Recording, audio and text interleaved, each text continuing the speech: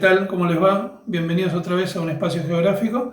En esta ocasión lo que vamos a hacer es analizar dos de los elementos fundamentales en lo que es la constitución de los estados-nación modernos, como lo son el límite y la frontera.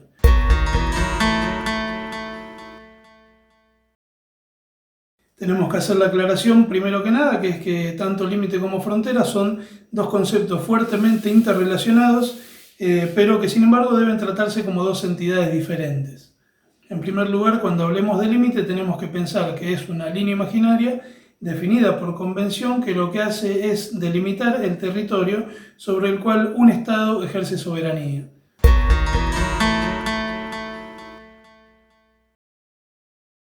Cuando hablemos de límites vamos a encontrar tres tipos.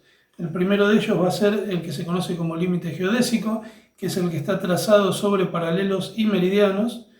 El segundo de ellos es el que se conoce como límite de tipo geográfico, que es el que va a estar trazado sobre distintos accidentes geográficos, valga la redundancia. Y el tercero es el que se conoce como límite de tipo geométrico, que es el que va a estar trazado sobre puntos y líneas determinadas por convención. Vale aclarar que en base a esta cuestión de que los límites son definidos convencionalmente, no está de más remarcar que los mismos son artificiales, no son fijos, sino que son construcciones que van o que fueron cambiando a lo largo del tiempo y que en un futuro también pueden cambiar en función de los intereses de los actores internacionales que fijen sobre un territorio determinado.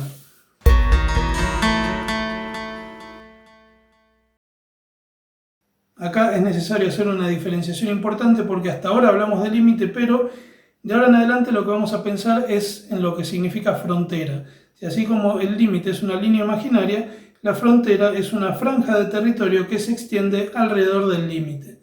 En este sentido, lo que se dice es que la frontera es un área un poco más difusa en donde convergen e interactúan o se interrelacionan distintos procesos de orden económico, de orden cultural, que lo que hacen es establecer como una especie de área de intercambio alrededor de donde está trazado el límite. A diferencia también del límite, que es una línea continua, ¿sí? Que es imaginaria pero continua, la frontera no necesariamente se tiene que dar a lo largo de toda la extensión del límite, sino que se da en algunos lugares en particular.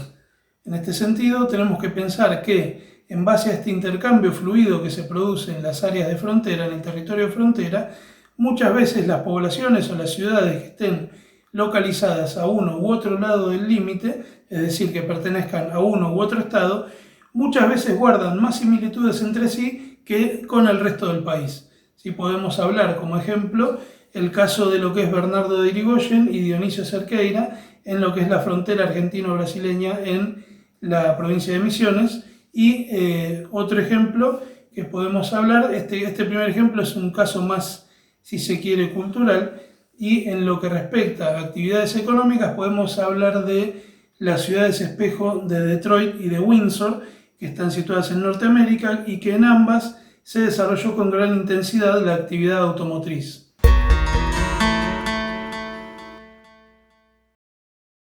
No obstante, hay algunos teóricos que agregan un tercer concepto, que es la idea de bordes. Y cuando se piense en la idea de bordes, si bien este concepto, vale aclarar, es muy discutido, cuando se introduce la idea de borde tenemos que estar pensando en un espacio contiguo al límite, un espacio inmediato al límite que tiene o presenta características específicas, particulares, que están marcadas principalmente por su proximidad al límite. ¿Qué quiero decir con esto? Supongan que nosotros hacemos un recorrido, un viaje interprovincial, como el que hago yo todos los días cuando voy a trabajar.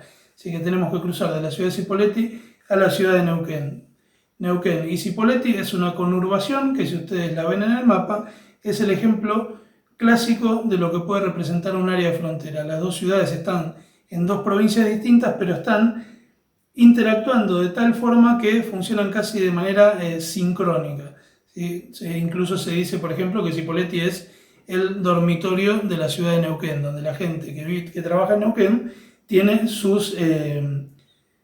lugar de residencia. Pero si nosotros seguimos en ese camino, nosotros vamos a estar dentro de un área de frontera cuando nosotros crucemos el puente interprovincial en un punto determinado, que es la línea media del río Neuquén. Se produce digamos, aparece el límite. Si el límite nosotros no lo vemos, sino que es una línea imaginaria, pero que sin embargo cuando nosotros nos acercamos a este límite, tenemos formas específicas en el espacio que nos dan la señal de que estamos acercándonos a él. Si nosotros no lo vemos, pero este borde, lo que se conoce como el borderland, es lo que nos permite identificar que estamos cerca del límite. ¿Qué quiero decir con esto? Garitas de control policial o garitas de gendarmería, puestos por ejemplo ahora con el tema de la pandemia, puestos de control, puestos de sanitización, que lo que nos hacen es mostrar que estamos cerca de una zona de límite, pero que sin embargo cuando pasamos esta zona de borde, nos metemos ya dentro del área de frontera. Por eso la idea es aclarar un poco que límite y frontera son dos cosas distintas y que además de eso se puede pensar incluso en la idea de un tercer espacio, que es lo que se conoce como borde. Así que bueno, espero que esto les haya servido para aclarar un poco la diferencia. Nos estamos viendo.